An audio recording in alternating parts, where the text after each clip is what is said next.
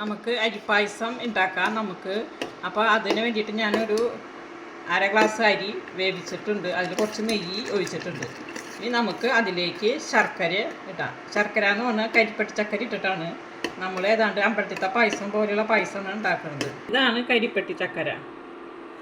അപ്പോൾ ഇത് മുഴുവൻ വേണ്ട, ഇതിൻ്റെ പകുതി. ഇത് മുഴുവൻ വേണ്ട, ഇതിൻ്റെ പകുതി മതി. അപ്പോൾ നമുക്ക് ഇതിൻ്റെ പകുതി ഉണ്ടാകും.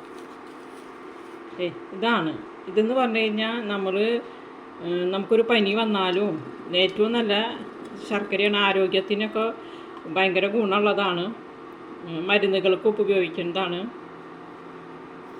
അപ്പോൾ നമുക്ക് ഇതിൻ്റെ പകുതി അതിലേക്ക് ചേർക്കാം. ഇത് പൊട്ടിച്ചെടുക്കാം. അപ്പം നമ്മളെ അരി വെന്തു. ഇനി നമുക്ക് കരിപ്പെട്ടി ചക്കരയാണ് ഇട്ട് കൊടുക്കുന്നത്. അതിലേക്ക് ഇട്ട് കൊടുക്കാം. ഇനി അത് നന്നായി അതിലലിഞ്ഞ് ചേർന്ന് അരിയിൽ പിടിച്ച് വരട്ടെ.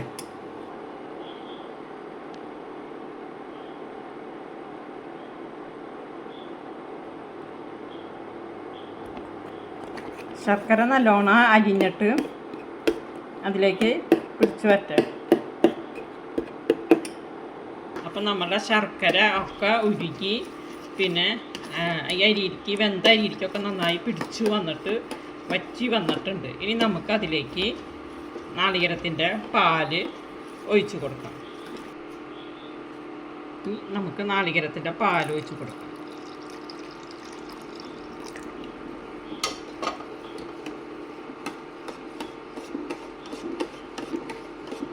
ഇത് നല്ലോണം മിക്സ് ചെയ്ത് കൊടുക്കാം.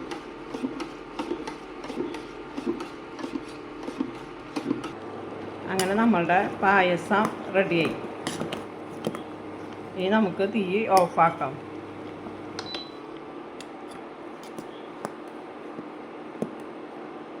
കുറച്ച് ശർക്കര ഇട്ടാൽ മതി. അവ കറക്കൂടി തട്ടാ നമുക്ക്.